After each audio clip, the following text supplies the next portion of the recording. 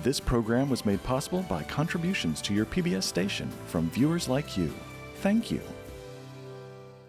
I am Mike Galligan with the law offices of Galligan and Newman in McMinnville, Tennessee. I support WCTE, the Upper Cumberland's own PBS station, because I believe it is important to create entertaining TV programs that also promote lifelong learning and understanding. When I support WCTE, I know that I am helping our Upper Cumberland community for generations to come. The law offices of Galligan and Newman provide clients with large firm expertise and small firm personalized care and service.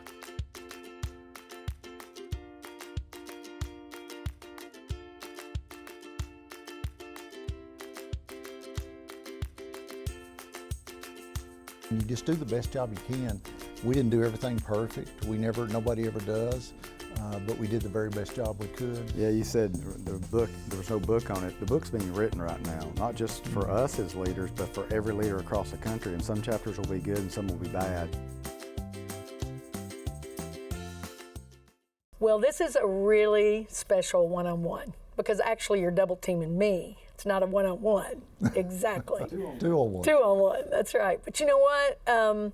Mayor Randy Porter, Putnam County, Cookeville Mayor Ricky Shelton. We've spent a lot of time together over these past several months with the EF4 tornado and then the COVID-19, and even when this airs decades to come, we'll remember these weeks. And thank you so much for being here. Thank you for having us. Thanks Becky. for having us. We appreciate it. So I want to ask you specifically about leadership in crisis. You're both exceptional leaders for our city, for our county. This past period has been challenging beyond any of our comprehension. So what does it mean to be a leader in a time of crisis? Rick, you want to try it first? Sure. I think the big thing is to communicate with people, to let them know what's going on. People want to know, they need to know something. And so having that transparency and being able to do that, being calm, collected, even when it's not easy, when you experience tragedy, still trying to exude a level of calm and reassurance to people. And you know, this is one of those things that nothing really prepares you other than your life prepares you, and then you go forward from that, and it's definitely been an interesting challenge. Randy? Vic, I think making tough decisions in tough times, it's fun being mayor when things are going great, and we're putting on special events and things that the people really enjoy. It's tough in times like this to make decisions that sometimes aren't very popular. That's right. You know, the tornado was different for me. My background in emergency services all those years, that's what we've been planning for a long time. We hope it never happened to us, but it did, and we were prepared. The virus has been a totally different thing. There's no book on it. There was no, as much as we plan, how can you plan for something like that? So I think leadership is being willing to step up and make those tough decisions. That's what's best for the community. It may not be a popular decision, but what's best for our citizens. And like Rick said, being transparent. That's one thing that we decided when we came into office in 2014, that we were going to be very transparent with the citizens no matter what it was, in the good times and in the bad. I think we've proven that with all these live updates through the tornado and through this virus. And it's difficult. Those are the tough times and tough decisions. I think your leadership skills, I think experience and those skills come to the top, and they come out, and you just do the best job you can. We didn't do everything perfect. Nobody ever does, but we did the very best job we could. Yeah, you said the book, there was no book on it. The book's being written right now, not just for us as leaders, but for every leader across the country. And some chapters will be good and some will be bad, and history will judge that. We're sitting in the Emergency Operations Center. You've spent many, many, many hours here. Those first days of the tornado, I think you spent probably 48 hours here with very little time outside of this building. What did you learn as a leader? What did you learn that you didn't expect of yourself, of the process? I think for me, and Rick and I had actually talked about this today privately, my experience in this center is probably different than his is. I was part of building this building when the county did and creating this, and it was built for times just like the tornado and the virus. I've been through a lot of responses in my lifetime. We got prepared for this, I think, after the 2015 ice storm. Looking back, that was kind of our training for doing this. When we came in the Emergency Operations Center for this, I have not been in another response that went any better than this one. I think the thing that surprised me the most was the turnout from our community. We live in a great community, but when it come down to Rick and I were getting thousands of calls and texts and messages, and a lot of those were from people telling us they were praying for us, they were supporting us to stay strong, and could they do anything to help. And then the other thing we talked about was you were strong during the day and up until the point that you may have went home for 2 or 3 hours to get some sleep. And I know I'm not too big to tell it. I cried on the way home because it was probably one of the saddest times I remember in our county's history because of all that loss of life. Sure. So I guess my emotions surprised me how strong they were during this, but also how strong our community was to be able to survive it, and how great our community was to turn out for it. You know, this center, like I said, he was been in emergency services, so he kind of knew this. Yeah, this is an amazing center. It's an amazing operation when you see it, and I said it's organized chaos because everybody has the job that they're supposed to do. Right. But then when you come in here, you know, our job as the city and county leader is kind of to just facilitate and help oversee what everybody else already knows they're supposed to do, and then putting all the puzzle pieces in place to make it happen. But the team here is phenomenal.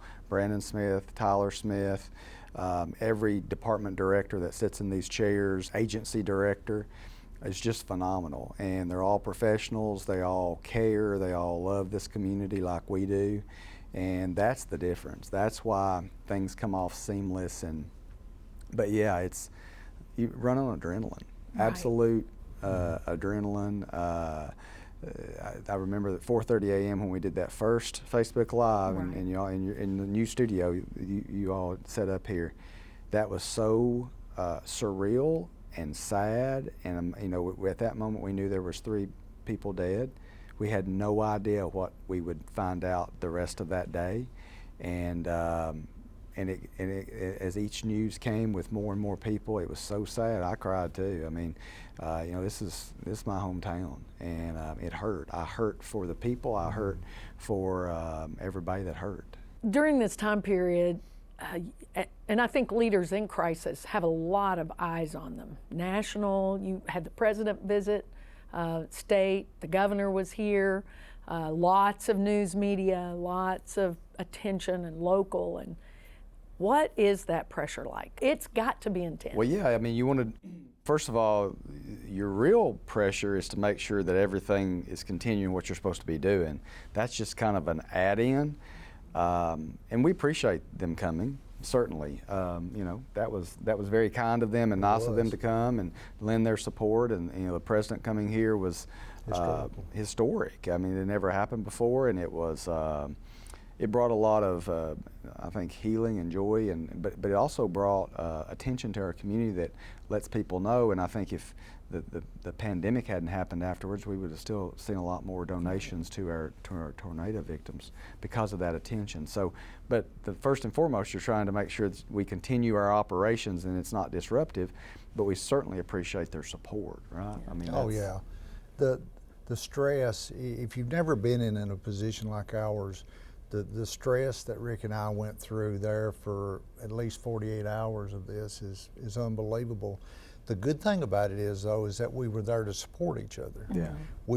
Neither one of us were going through it by ourselves. We sit in these chairs here in the Emergency Operations Center side by side. Bounce stuff off each other. All day long. We were there for each other, and so it was like having, it was like having a partner there to help share that stress, and that made a huge difference. I know it did. I know it did for us. Yeah. Why are you such a good team? I'm going to say that we were friends long before we ran for office. I've known Rick for I don't. He's one of the only two people that calls me Rick, too, by the way. My wife, Shannon, and that probably tells you how far. And my brother Randy does too. So there you go. There's three. I think that had a lot to do with it. And then we both ran for office at the same time, and we both made a promise to each other that we were going to work together no matter what, and that we were going to do what was best for the community, for the city, and for the county.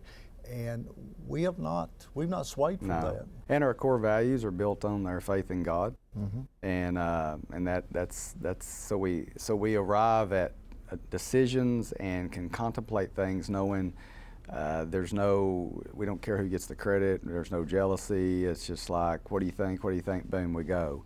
And so that's a really great place to be, to try to make decisions and to lead from, when you're not trying to worry about if somebody's trying to backstab you or do something else. And he's an awesome Christian human being, and so that's what drives us, is our faith.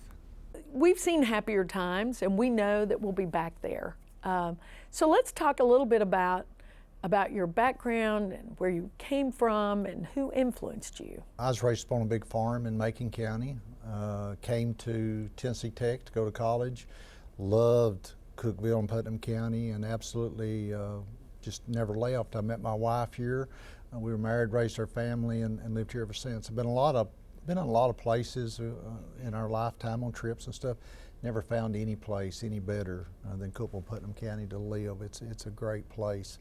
I started out as a part-time dispatcher, 911 dispatcher, and this was before we had 911 for the county, and moved up to EMT and paramedic, and then became the EMS director in 1983. Then became the 911 director also in 1991, and so my life has pretty much been in emergency services in some way, shape, or form. Then 2014, felt led to run for the county mayor's position, and did, and the rest is history. Been in office now for about 5.5 years. I was born and raised here. Went to Tech Campus School, the old Cookeville High School, Tennessee Tech. My father was very involved in our community, served as police chief, fire chief, city manager, so I've been around this kind of operations my entire life. Ran for council, served 2 4-year terms, 2002, 2010, rolled off a term and then ran again and became mayor in 2014, and then won re-election in 18.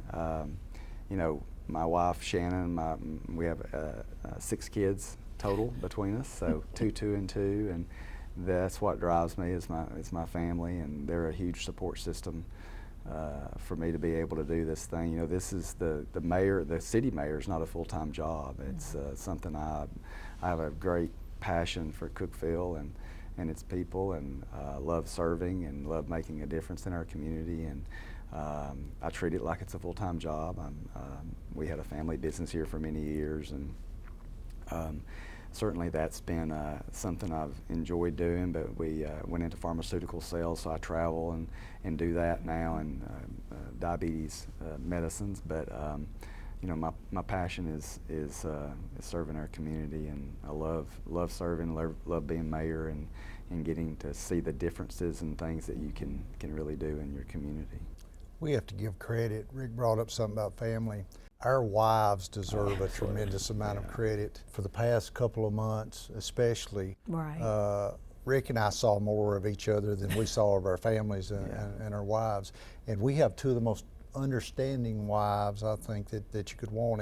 And I think you've got to have that to serve in these positions. It's a team effort. You do. I know when we ran for office, both of them were very supportive, and we ran as a team, and so I'm very thankful. I know you are too. And we're blessed to have 2 great women that stand beside us, whether we're in the good times or whether we're in the bad, and that means a tremendous amount. And keeps us straight, grounded, too. keeps us grounded too. Right. No, it's true. Humble. Got to keep us humble too. Well, that's right. And you know, they're working partners in everything that you do, and that makes a huge difference. It does. You know, what are some of those things that you are most proud of in your tenure so far? Way back when was probably the first Dogwood Park.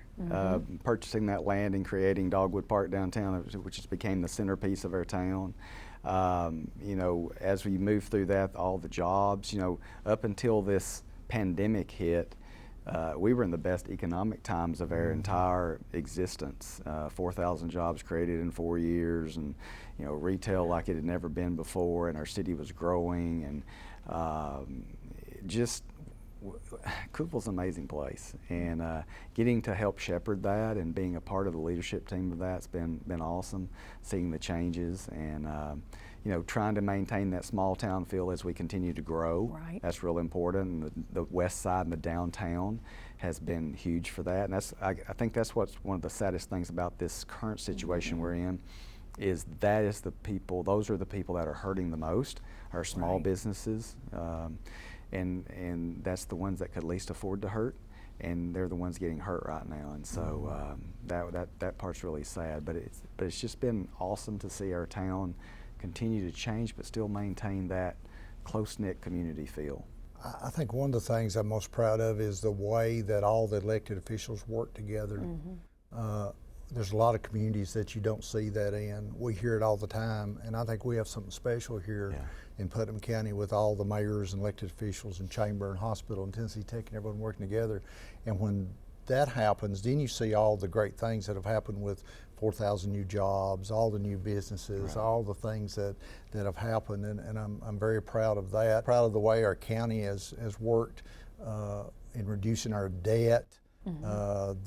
When we had a huge amount of debt when I came in office, and we've had some good county commissions that have worked and helped to do that and improve the finances of our county. And at the same time, we've worked together and done a lot of projects to improve our county and been able to do both. So I think we've done very good as a county as a whole. When you look at all the cities in the county together and all the leaders, I think we've got a great bunch of people. And you've done some cool things, and I know it's beyond your realm of leadership roles in the current position, but you've done some things that bring the communities together, like the Red, White, and Boom, and some of those.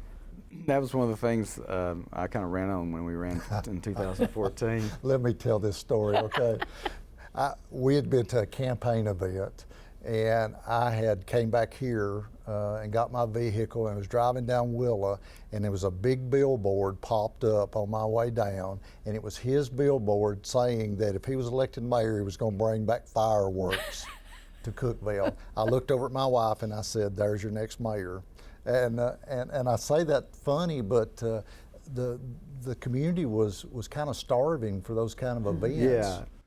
Being together. Yes, to being together to have those kind of events, and he brought some of those back. Yeah, and that's been very gratifying. Businesses jumped on board. We formed a nonprofit, my wife and I did, called Better Cookeville, which kind of helps facilitate those events. We, the Slide Cookeville, Red, White, and Boom, Christmas in the Park, and the tree lighting event, and those kind of things. And so I feel like our community is going to be starved for that again because we've been so isolated. So, we're hoping and praying that some form of Red, White, and Boom can still happen for 4th of July and kind of let it be a celebration of our community, kind of coming on the other side of what we've experienced with the tornado in this. So we'll certainly abide by rules and regulations, but hopefully we can get there. But yeah, it's been neat to see, and again, that couldn't be done with just me. I mean, it takes partnerships and business partners that have come on board and financially support these things, because it's not really it's very little government money goes into these. It's all business partners. I can say I've experienced all of them, and I love all of them, and I'm so grateful that we live in a community that really works together to bring camaraderie. Yes. So who really mentored you? Who would you say, Randy, who mentored you? Early in life, my grandfather, my father passed away when I was about 4, and so my grandfather became that father figure in my life, and he was a super good Christian man. He was deacon in our church, and so he mentored me in the ways of life I have to give credit once I moved to Cookeville and got started. John Gentry, who was the county executive, he was the youngest county executive in the state at the time. And when he hired me at 25, I believe I was, to be the EMS director. Wow. I was the youngest EMS director there was in the state. I learned so much from him. He was such a good leader, and he was such a good mentor that he taught me a lot. And I had a chance to tell him that here not long ago, and how much he meant to me, and how much he taught me over the years in how to work in county government and run a department, all those kind of things. So he was a very good one. He is exceptional. You know, he was early on a chair of our board of directors, and just really what an incredible contribution, and still an incredible businessman and he is leader in our community. He is. And Ricky? My dad, for sure. He was the best man I've ever known, and just been amazing, and I learned so much from him. And best compliment I can get today is when people say, your dad would be really proud of you, or you look or act just like your dad. And so when I get those, I know he's smiling about that. Yeah. So and then right now, I would say Shannon, my wife, is a huge. She kind of makes sure that I don't respond to messages sometimes, or Puts a hammer down. or cleans up the responses I do to messages sometimes. But because we're in a position, it's you have to have really thick skin. Right.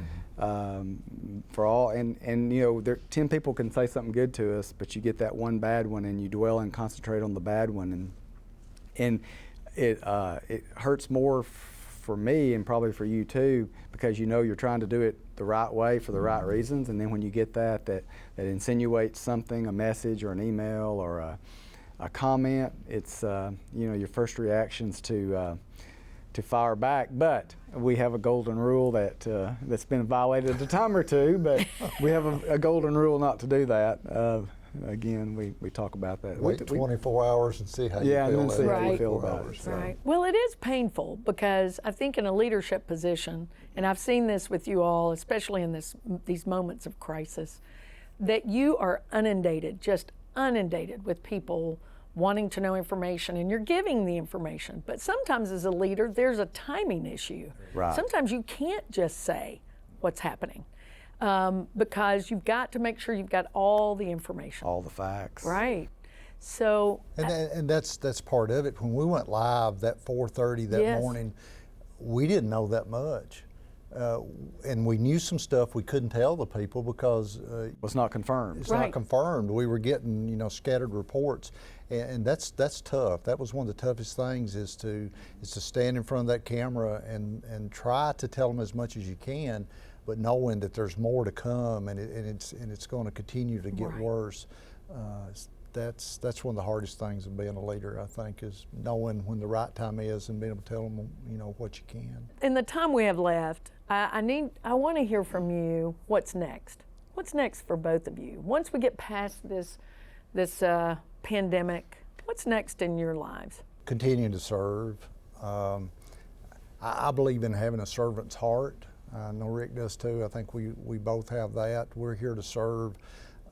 I've served the county all my life since I left tech and came straight to the county. Is to continue to try to make Putnam County the best place possible to live and raise our families and work and enjoy. So I don't have any intentions of anything higher, any goals. You never know what might happen. I'm not saying that wouldn't, but my goal is to continue to serve as mayor as long as Putnam County is willing to have me, and for us to continue to work together as the leaders of our community to do good things. We're going to have a tough road, I think, ahead of us for the next few months because of what's happened, but our community is so strong. I mean, the Cookeville strong, the Putnam strong, that really means something, especially now. And so I think we've got to really dig in and make sure that we carry our community out of this and back into the good times. Yeah, same. I love serving. I love being a part of helping make a difference in our community. don't anticipate having any desire for anything higher. Would love to continue being able to serve here in some capacity. You know, as it stands, term limits have me out in 2 years. I think there are options to look at about electing a full-time mayor, as opposed to the way it is now. 5 members of the council, and whoever gets the most votes is traditionally mayor, and then the council votes for that person. I think that's not the best way for a growing city. And I think you should get to elect your vocal and visible leader of your community. I know there are some folks that want to continue to look at that in the future about possibly changing that, and if that were to change and that opened back up again in a way, I would certainly be interested in being a part of that. We'll see how all that goes. But you know, for certainly 2.5 years, continuing to serve our community and get us past what the outcome of all that we're seeing right now is going to be. It's going to take a lot of love and care and compassion to try to get the folks that are out of work and the businesses that are hurting past this. That's right. Well, gentlemen, we're out of time, and thank you so much. Thank you for your service. Thank you for your incredible leadership. Thanks for being such good friends. And we'll all be Putnam strong, Cookeville strong, and Tennessee strong. No, thank you and WCTE for all you do. And it's amazing, Becky, building the studio here for WCTE. That came at a perfect time. So we want to thank WCTE for all that you do. This has been unbelievable. Thank you.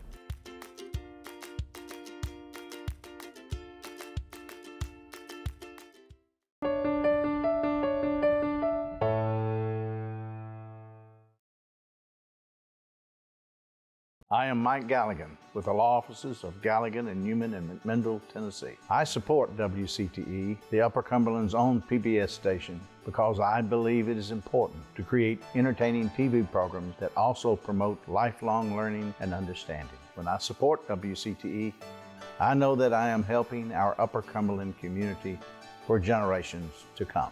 The law offices of Galligan and Newman provide clients with large firm expertise and small firm personalized care and service. This program was made possible by contributions to your PBS station from viewers like you. Thank you.